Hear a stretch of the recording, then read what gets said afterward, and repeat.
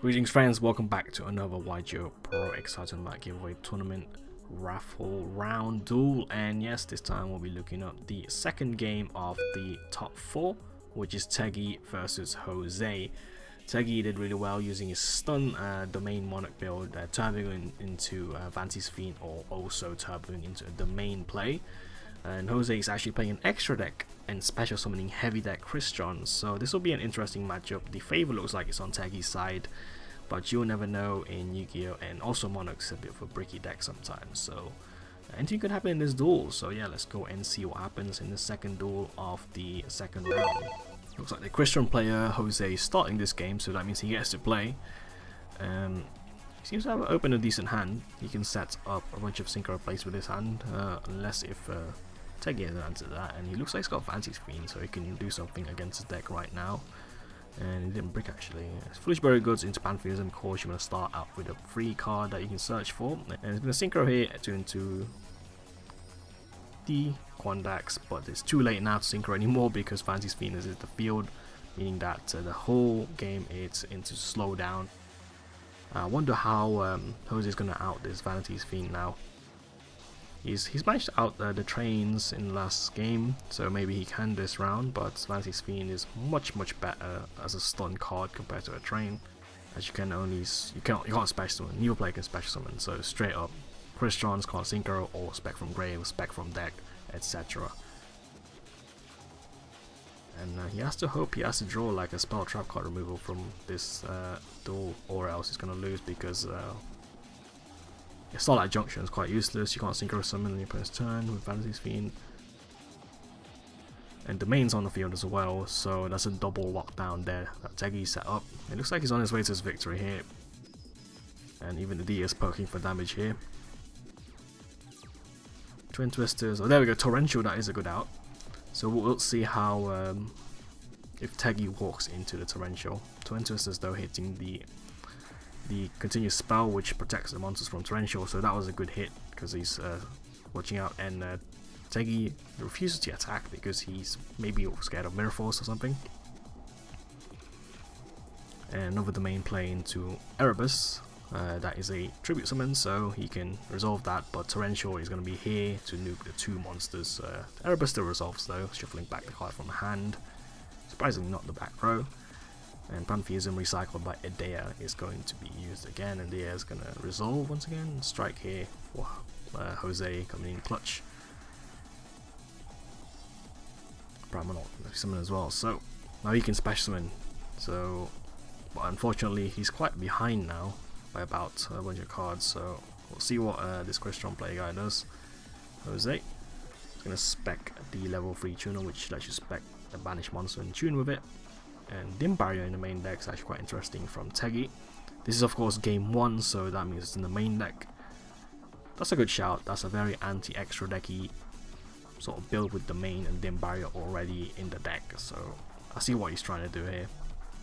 And there we go, Dim Barrier is going to call Synchros of course, so Synchros can't be made this turn. And he's got 2 tuners on the field. There you go, March of the Monarchs is back, which protects his monsters, and he's going to Synchro. He's going to try Synchro twice, so some weird stuff's going to happen. And that actually works like that. You can spec the monster, but the whole effect doesn't resolve, and it's going to use Stormforth, so you can bring back Magus' Fiend, meaning that no monster effects can be activated. It's not as good as Vanity's Fiend against his deck, because you can still spec Synchro monsters that are huge. But we'll see what he does. Another field spell, which is dead at this point. And Vanity's Fiend, there we go, that's the second Vanity's Fiend, which is much better than the Magus' Fiend, as you saw. That's why he attributed the Magus' Fiend for the Vanity's Fiend, because it's much better.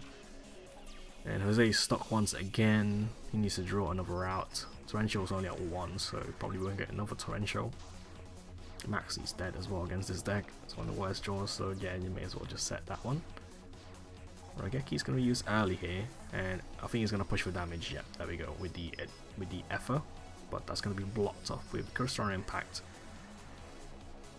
So the Fist Button summon, and it's 600 life points left for Jose. He can still win this game because Vanti's Fiend is gone now. And there we go, the Sylphony is going to resolve here. Surprisingly, oh, the domains the domain's live right now, so of course he can't go to the extra deck. So all he can do is wall off the opponent, maybe rely on Starlight Junction a little bit, which he will, and he's going to shuffle back the continuous spell card, which stops your opponent from targeting and destroying stuff, so now he can do it on his monsters. But I feel like Tegi's got this. He's going to resolve Erebus. I think that's like the 4th time or something for this game. Shuffle back Phoenix, which doesn't work anymore because he needs to be going to grave to spec a monster from grave. And drew Ash for turn. Okay, do here. You can make the level 4 with the Ash.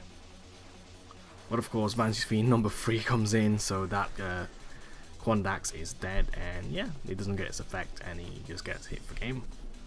So that's 1-0 to Tegi. Let's go to the second game then. Right, Crystron's going first once again, and side decked, of course, the anti-spell fragrance, which is really good against his deck.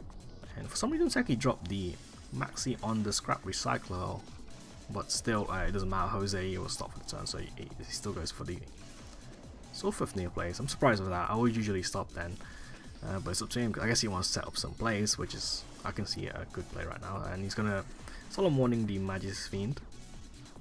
Anti-spell, of course, stopping Tegi, and he's gonna set all these spell and trap cards. And I think, oh no, Raigeki is there, but it's dead because of anti-spell. And Tenaci's gonna be stopped by Ash Blossom. And once again, he's gonna hit for more damage. It's on 2/6 already, and he's going for Black Rose. That's a really good combo. Black Rose with anti-spell, force the opponent to set all their spells, and then next turn nuke all the spell and trap cards. And Gosoga's going to stop the Edea from going off. Surprisingly, he didn't spec Eidos. I'm guessing he doesn't run that many Eidos. He's going to clear the field, so he has no tribute fodders. If only he could tribute an Eidos. He has an Eidos on deck, and then he can tribute for Erebus. He may have been able to go off. Oh, top deck Soul Charge. So he's going to bring back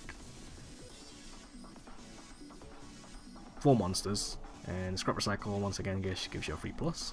Dumps the Fistburn. Open here again, specking from grave, specking up from deck. And he's going to make Stardust the level 10 Synchro. Stardust Warrior. And that's a good card. I think it stops inherent summons or something. I can't remember what it does. I've not seen it being used for a while. And it's going to spec with Impact. That's a lot of damage that's going to come in. And I think that's this game. Yeah, because that's going to hit that one, and the Prime Monarch's quite useless. Oh, his monster in defense mode, so he can't attack. 600 left for Tegi, and I guess he just surrendered there because he only has a trap card monster, Prime Monarch, and no Monarchs left. Okay, so that is 1-1. Jose wins game 2 thanks to anti-spell and Black Rose, I guess, and no Vanty's Fiend on the field. So final game. I wonder who's gonna go first.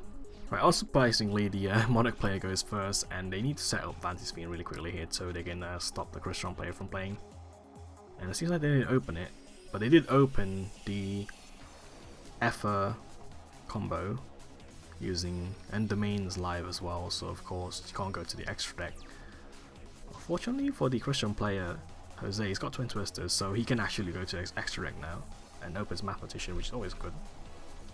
We've got Souvenir in hand to pitch for the Twin Twister, and he's going to pitch the card with Fistburn that he got, and he's going to make the Amatrix, which does nothing right now except being a 2/5 beat stick against the big monster. And actually going to crash his Mathematicians, draw an extra card, or just Imperial Order. That's a really good one. I think that might be a side deck card as well. That could come in relevant later on in this duel. So Eidos going to come, and he's going to resolve Mega Zaborg, which will nuke itself to send 8 cards from his extra deck. So Jose now has 6 cards in extra deck left. Let's see how he's going to deal with that actually. And then my top deck Raigeki, that is huge. And Mistal, of course, giving a blanket boost of 1500 to all of his monsters in total. That's 1500 extra damage, and that's a lot of damage honestly. And Monarch player actually just surrenders here.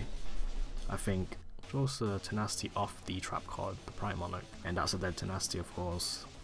Yeah, he has no Erebus, no Vanty's Fiend, no nothing, so I'm guessing he's sort of bricked, but he did set up the Mega Zaborg, although that's kind of useless if you have no presence on the field because Raigeki of course killed the Ether. And that's it, that is this match. the Crystron player Jose goes to the finals, and Tegi is eliminated, the Monarch player. Yeah, so let's look at the brackets for the last time for this second round. There we go. It'll be Lewis versus Jose, Crystrons versus Cyber Dragons. This seems to be like a machine dominated tournament for some reason. The last finalist was also Dynamist, which is a machine deck, which was a winner. So hashtag nerf machines, mate. Alright, so that's it for this second round. So you look forward for the finals, which should be posted before the end of the year. So good luck to those two players who's participating, and well done to Tegi for getting to top 4, and yeah, and also to Paul as well. So yeah, that's it for this video. Thanks for watching. Bye bye.